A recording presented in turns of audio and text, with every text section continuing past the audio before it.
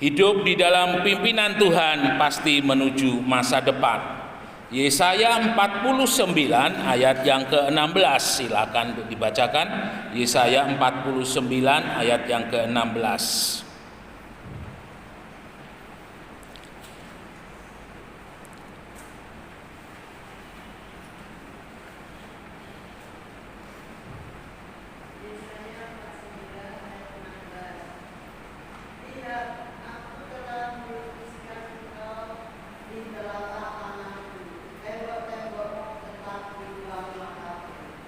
Ya, Bapak Ibu Saudara yang dikasihi oleh Tuhan, ayat ini menggambarkan pada masa yang lampau ketika seorang laki-laki dia pergi merantau atau berdagang di tempat yang jauh, maka dia akan mentato ya atau melukiskan nama istrinya, nama anaknya atau nama orang yang dikasihi di telapak tangannya.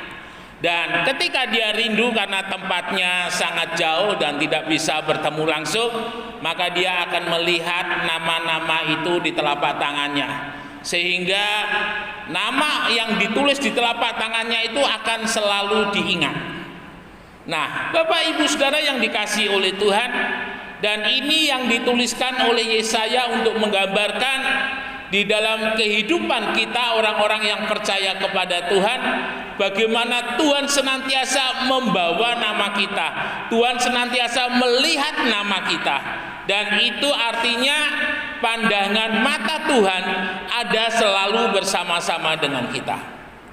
Saudara-saudara yang dikasihi oleh Tuhan, kita harus sadar ketika kita menjadi orang yang percaya kepada Tuhan, maka berlaku satu hal, ya. Rancangan-rancangan hidup kita itu tidak lagi rancangan hidup yang kita pikirkan, yang kita lakukan. Tetapi rancangan hidup kita adalah rancangan yang Tuhan pikirkan dan yang Tuhan tetapkan. Di sana kita melihat di dalam Yeremia dikatakan, aku ini mengetahui segala rancangan-rancangan apa yang ada padaku mengenai kamu, ya. Jadi rancangan-rancangan ketika kita menjadi orang yang percaya kepada Tuhan, maka rancangan-rancangan kita ada di dalam Tuhan. Dan rancangan di dalam Tuhan itu bukan rancangan kecelakaan, tetapi rancangan damai sejahtera untuk membawa di dalam setiap kehidupan kita orang yang percaya kepadanya menuju ke masa depan yang penuh pengharapan. Luar biasa, ya. Jadi hari ini Bapak Ibu Saudara yang percaya kepada Tuhan Yesus, rancangan Bapak Ibu Saudara di dalam Tuhan itu adalah rancangan damai sejahtera yang pasti membawa ke masa depan yang penuh pengharapan. Kadang hal ini yang kurang disadari di dalam kehidupan orang percaya. Hidupnya ada di dalam rancangannya Tuhan, tetapi dia masih mencoba untuk membuat rancangan sendiri mengenai jalan hidupnya.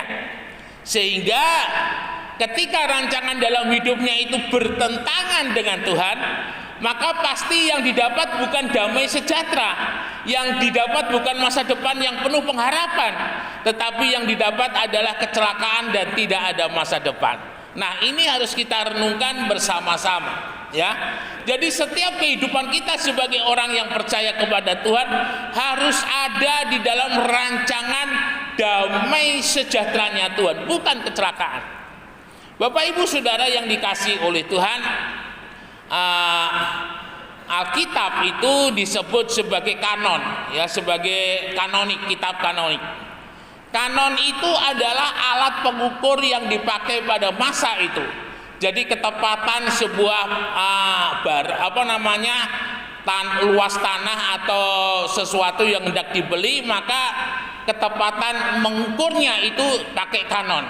Sehingga di dalam kehidupan kita sebagai orang percaya, ketika Alkitab itu menjadi kanon di dalam kehidupan kita, maka pasti yang ada di dalam Alkitab yang akan terjadi, itu yang akan terjadi dalam hidup kita. Ada 7.000 lebih kurang janji firman Allah, 7.000 lebih kurang 7.000 janji yang ada di dalam Alkitab, dan semuanya itu untuk membawa kebaikan di dalam kehidupan kita. luar biasa. Nah, saudara-saudara, mari kita mau melihat di dalam kehidupan daripada bangsa Israel, ya. Kita mau buka lebih dahulu di dalam kitab Ulangan pasal yang ke-7 ayat yang ke-7 sampai 9. Ulangan 7 ayat 7 sampai 9.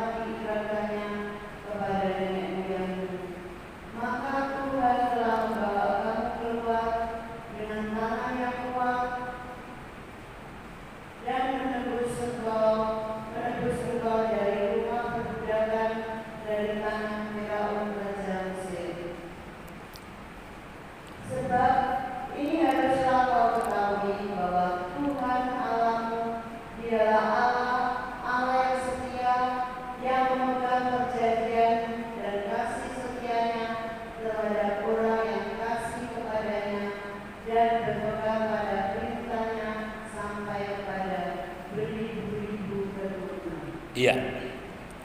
Bapak Ibu Saudara yang dikasihi oleh Tuhan, kalau Bapak Ibu Saudara melihat peta daripada bangsa Israel, itu satu bangsa, ya kalau boleh dikatakan tidak bangsa yang besar, bangsa yang kecil, ya.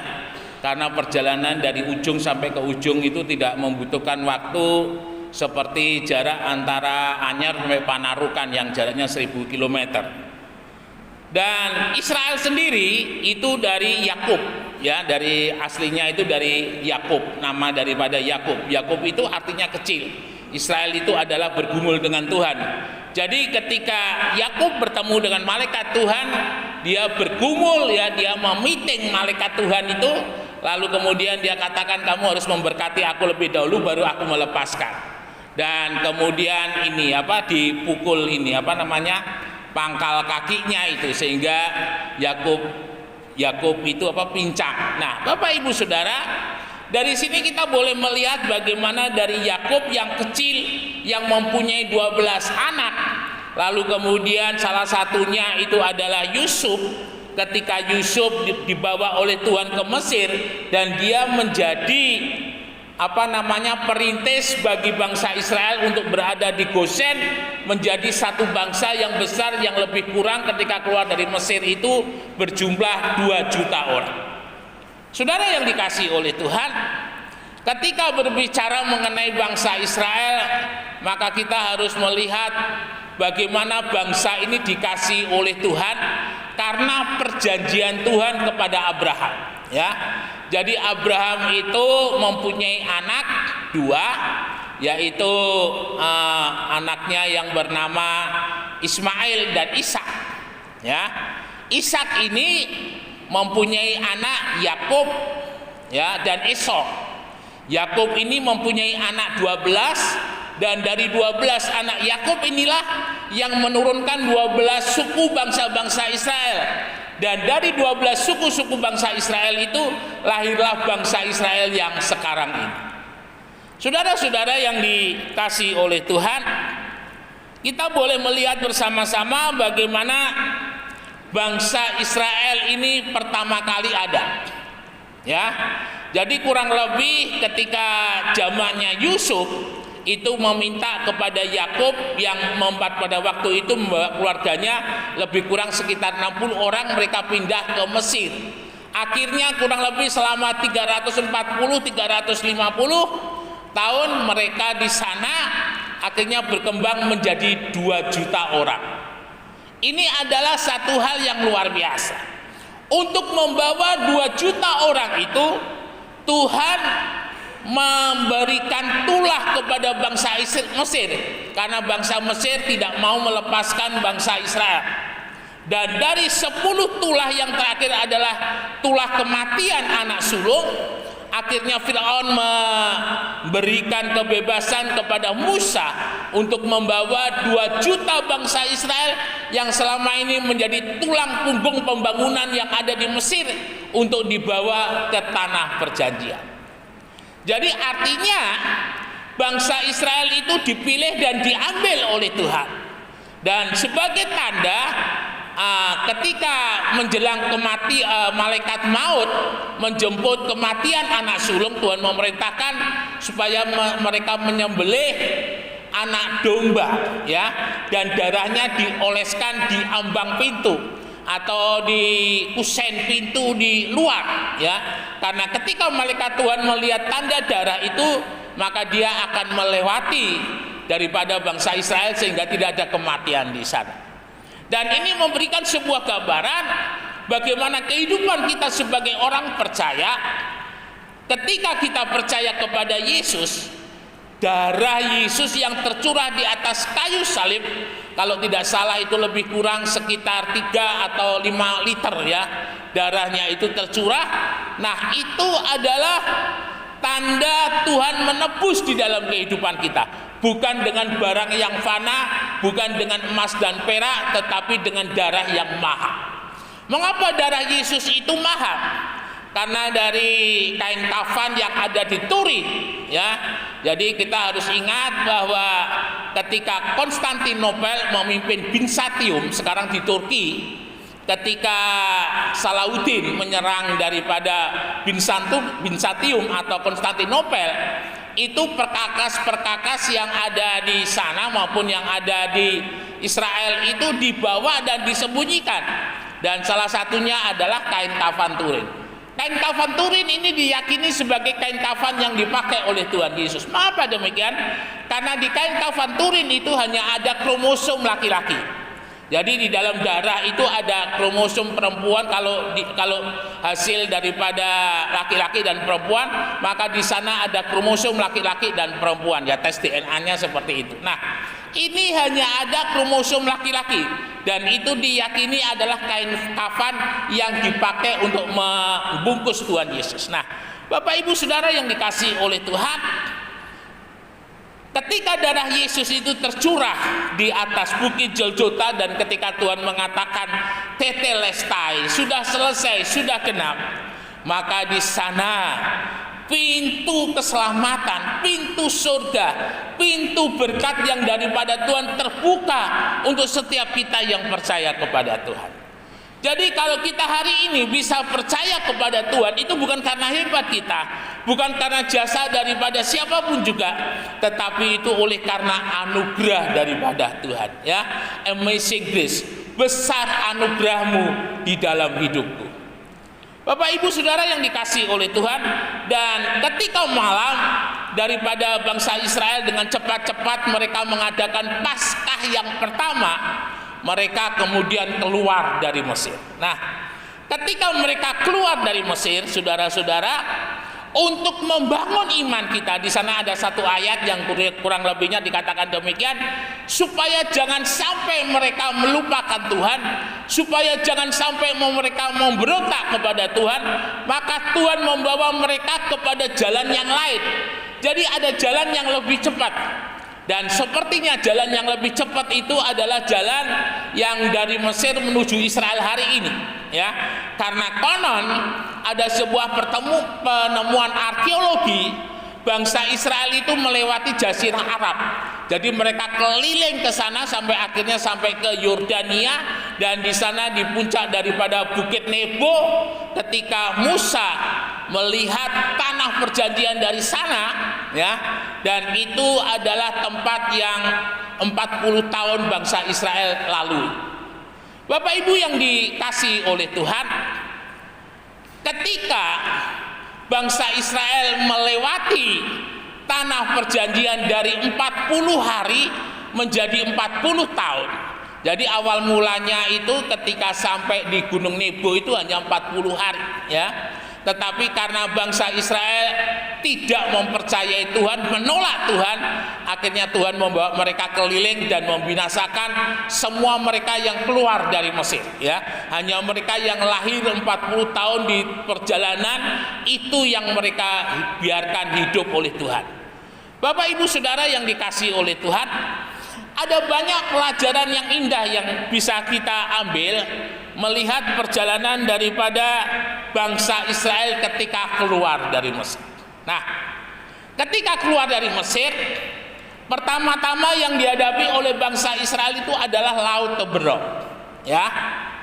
Yang namanya laut 2 juta orang itu tidak mungkin mereka bisa menyeberangi laut itu. Ketika mereka sedang menunggu, ya, sebenarnya bangsa Israel sudah punya modal iman sebenarnya. Ketika 10 tulah ditulahkan Tuhan atas Mesir, konon ada penelitian yang mengatakan 10 tulah itu kurang lebih selama 1 tahun, ya. Jadi sebenarnya lebih kurang 1 tahun itu cukup menjadi pembelajaran bagi bangsa Israel untuk melihat bagaimana berkuasanya Allah yang akan membebaskan mereka itu seperti apa. 1 tahun itu kurang lebih itu sebenarnya bisa menjadi sebuah persiapan rohani untuk bangsa Israel mempercayai Tuhan. Tetapi kenyataannya ketika mereka menghadapi Laut Teberau, sementara mereka berkemah dan menunggu perintah daripada Musa, karena Tuhan di sana menyertai bangsa Israel dengan tiang awan dan tiang api. Dan ketika mereka melihat orang-orang Mesir mengejar mereka, mereka menjadi takut. Bapak Ibu Saudara yang dikasihi oleh Tuhan, mengapa orang-orang Israel, bangsa Israel menjadi takut? Karena mereka melihat ke bawah. Karena mereka melihat orang Mesir. Di benak mereka kekejaman orang Mesir ketika mereka menjadi budak di Mesir itu bagaimana? Itu rupanya yang terekam di dalam kehidupan daripada bangsa Israel. Mereka melihat ke bawah. Mereka tidak melihat ke atas. Ada tiang awan dan tiang api yang menyertai. Tiang awan, tiang api yang wujud daripada kehadiran Tuhan yang telah menghukum 10 tulah, 10 dewa-dewa yang ada di Mesir. Mereka tidak mau melihat ke atas, mereka melihat ke bawah. Dan akhirnya mereka katakan, Musa, bawa kami kembali ke Mesir. Saudara-saudara yang dikasihi oleh Tuhan, dalam pelajaran yang saya terima mengenai pertobatan itu ada 2. Yang pertama itu adalah pertobatan secara iman, ya. Dulu imannya bukan kepada Tuhan Yesus, sekarang imannya kepada Tuhan Yesus. Dulu ibadahnya tidak di gereja, sekarang ibadahnya di gereja.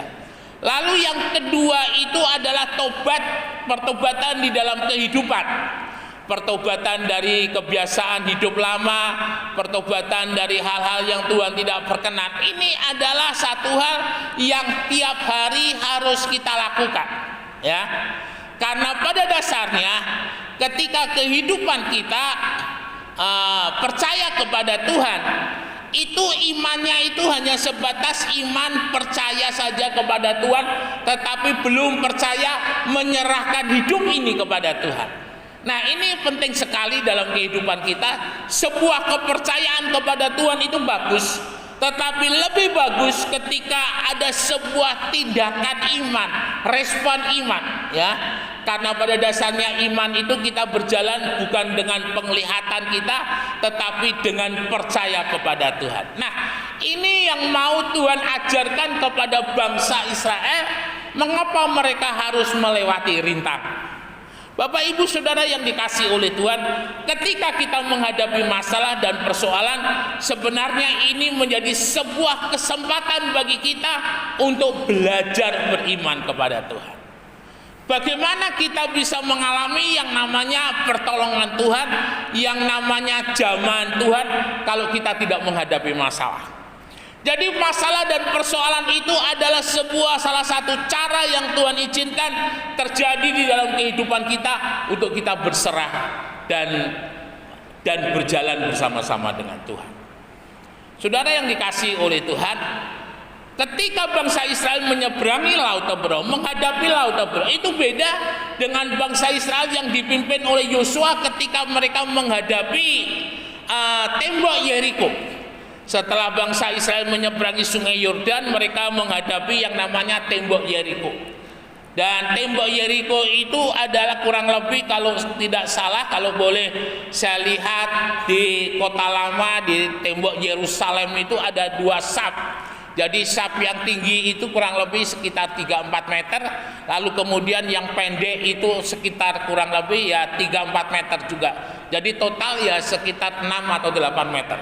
Dikatakan bahwa tembok Yeriko itu kereta itu bisa lewat, ya. Artinya kalau kereta bisa lewat itu kereta bisa apa? Kalau satu lewat begitu bisa salip-salipan begitu, kira-kira seperti itu gambaran. Jadi artinya secara manusiawi yang dihadapi oleh bangsa Israel ketika menghadapi Laut Teberau dan tembok Yeriko sebenarnya lebih besar tembok Yeriko daripada Laut Teberau. Ya. Tetapi mengapa bangsa Israel bisa menghadapi tembok Yeriko? Karena mereka berserah kepada Tuhan. Karena mereka percaya kepada Tuhan, seperti yang dikatakan oleh Yosua. Besok bersama-sama dengan Tuhan kita akan mengalahkan orang-orang Yeriko. Dengan caranya Tuhan, setiap hari mereka mengelilingi tembok Yeriko satu hari 1 kali, lalu kemudian hari yang terakhir mereka kelilingi 7 kali, dan tembok Yeriko itu dirobohkan oleh Tuhan. Bapak Ibu Saudara yang dikasihi oleh Tuhan, ini menjadi sebuah pelajaran bagi kehidupan kita. Jangan kita menjadi orang Israel yang lama, bangsa Israel yang lama, yang melihat Laut Teberau itu sebagai halangan, yang melihat Laut Teberau itu sebagai rintangan. Beda dengan Yosua dan bangsa Israel ketika mereka melihat tembok Yeriko. Itu adalah sebuah tantangan, bukan rintangan. Tantangan untuk maju, tantangan untuk melihat kuasanya Tuhan, tantangan untuk melihat mujizatnya Tuhan. Hari-hari ini bukan hari-hari yang mudah, tetapi hari-hari yang sulit. Dan saya yakin dan percaya setiap hari Bapak Ibu Saudara menghadapi yang namanya tantangan.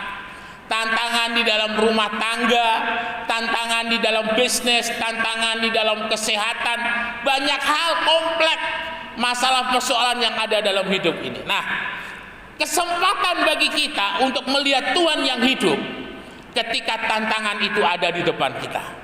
Masalahnya sekarang, maukah kita beriman kepada Tuhan, percaya kepada Tuhan bahwa Tuhan sanggup menolong kita, sanggup memberkati kita, sanggup memulihkan di dalam kehidupan kita. Itu adalah sebuah tantangan. Ketika tahun 2010 bulan Desember, saya di rumah sakit RKZ, dan dokter yang ada di sana mengatakan, "Pak, Bapak harus pasang ring. Kalau Bapak tidak pasang ring, sewaktu-waktu Bapak bisa mati." Ya, ditambah lagi dengan teman dari kakak-kakak tingkat daripada Ibu Gembala yang menjadi asisten dokter itu juga menakut-nakuti, ya. "Ayo Dik, pasang ring aja Dik, kalau enggak bahaya sekali." Ya, saudara, ketika saya bertanya di ruang administrasi, biayanya waktu itu satu ring yang pertama itu 60 juta, lalu ring yang kedua itu 40 juta, lalu dengan biaya operasi dan lain-lain itu 25 juta. Jadi total yang harus saya siapkan itu 125 juta. Jumlah yang besar, saudara. Tuhan izinkan saya menghadapi yang namanya tembok Yeriko. Di satu sisi divonis oleh dokter bahwa saya sewaktu-waktu akan mati, dan di sisi yang lain ada biaya yang pada waktu itu sangat besar. Mungkin kalau saya usahakan waktu itu mungkin harus istilahnya jual dari apa yang ada yang saya punya, atau mungkin ya mungkin istilahnya menggadaikan sertifikat atau apa. Ketika keluar dari ruang administrasi, saya katakan kepada Ibu Gembala, "Mati dan hidupnya ayah di tangan Tuhan." Saya peluk istri saya dan saya keluar dari tempat itu dan meninggalkan rumah sakit. Bapak Ibu Saudara, dan hari itu juga saya ada undangan Natal, khotbah Natal di GPDI pakai saji, ya. Dan di tengah perjalanan, karena Bapak Gembalanya itu sakit stroke ya, jadi Ibu Gembalanya telepon kepada Ibu Gembala mengatakan, Mbak Rina, hari ini ada yang dibaptis 7 orang. Mas Yun bisa? Istri saya melihat saya dan saya katakan oke. Ya. Dan hari itu juga jam 2 siang, saya minta tolong sama Pak Eko tolong nanti dekat sama saya ya, jangan jauh-jauh. Kalau sewaktu-waktu nanti saya nggak bisa ngangkat orang yang dibaptis, tolong saya dibantu. Jadi akhirnya hari itu saya bisa menyelesaikan baptisan dengan baik dan kemudian juga khotbah sampai dengan selesai. Bapak Ibu Saudara, dan sampai hari ini Tuhan begitu mengasihi saya, Tuhan begitu sayang kepada saya, sehingga hidup ini betul-betul saya persembahkan untuk Tuhan. Mengapa? Karena lewat masalah dan persoalan itu Tuhan membangunkan iman saya dan membagikan iman saya kepada setiap orang yang saya jumpai dan kepada setiap jemaat Tuhan. Nah, ini yang harus terjadi di dalam kehidupan kita. Hari ini ketika saudara menghadapi kondisi mungkin ekonomi yang lesu, beranikah dalam kehidupan saudara setiap hari berdoa, Tuhan, aku percaya hari ini Tuhan memberkati atas hidupku. Bapak Ibu Saudara yang dikasihi oleh Tuhan, jadikan setiap tantangan itu sebagai pengalaman untuk dekat dengan Tuhan. Jadikan tantangan rintangan itu sebagai pengalaman untuk kita lebih mengasihi Tuhan, untuk kita lebih melihat siapakah Yesus itu. Murid-murid kalau tidak Petrus dan teman-temannya, dia tidak akan menjadi murid Tuhan. Kalau waktu ketemu dengan Tuhan, perahunya penuh dengan ikan. Tetapi karena Petrus dan murid-murid yang lain perahunya kosong, dan ketika mereka bertemu dengan Tuhan, ya, dan ketika Tuhan katakan, Petrus, kamu balik lagi ke tempat yang dalam, bawa perahumu dan lemparkan jalamu, pukatmu di sebelah kanan perahu. Saudara yang dikasihi oleh Tuhan, Petrus hanya menurut. Jadi kalau boleh saya katakan, Petrus itu sudah stres kira-kira ya, karena dia tidak pernah mengalami pengalaman seperti itu. Tetapi karena firman sudah diterima oleh Petrus, dan hari itu Petrus mau mencoba, kalau boleh saya katakan, untuk melihat apa yang dikatakan oleh Yesus itu benar atau tidak. Dan ketika Petrus melakukan yang dikatakan oleh Tuhan, perahunya penuh dengan ikan. Hari ini apa yang Tuhan katakan untuk saudara itu adalah masa depan yang penuh pengharapan. Hari ini apa yang Tuhan katakan untuk saudara adalah menyertai, menolong, dan memberkati di dalam kehidupan kita. Amin. Beri kemuliaan bagi nama Tuhan. Jadi hari ini kita harus sungguh-sungguh menjadi orang percaya yang beriman kepada Tuhan, yang berserah kepada Tuhan. Orang itu bekerja dan berdoa, ya. Menyerah bukan berarti kita tidak melakukan apa-apa. Mana yang menjadi bagian kita kerjakan, dan Tuhan yang akan memberkati. Mari Bapak Ibu Saudara yang dikasihi oleh Tuhan, orang percaya itu adalah bintang di hadapan Tuhan. Dia bersinar di tempat yang gelap. Dia dilihat oleh orang, dan dia menjadi kesaksian karena dia adalah garam dan terang dunia. Hari ini Bapak Ibu Saudara adalah duta-dutanya Tuhan. Tuhan mau memberkati saudara karena saudara mau dijadikan saksinya Tuhan. Tuhan mau menolong saudara karena Tuhan mau saudara menjadi saksi bagi orang yang belum percaya kepada Tuhan. Teruslah beriman, teruslah percaya. Immanuel, Tuhan Yesus memberkati. Beri kemuliaan bagi nama Tuhan. Mari kita sama-sama bangkit berdiri, kita naikkan ucapan syukur di hadapan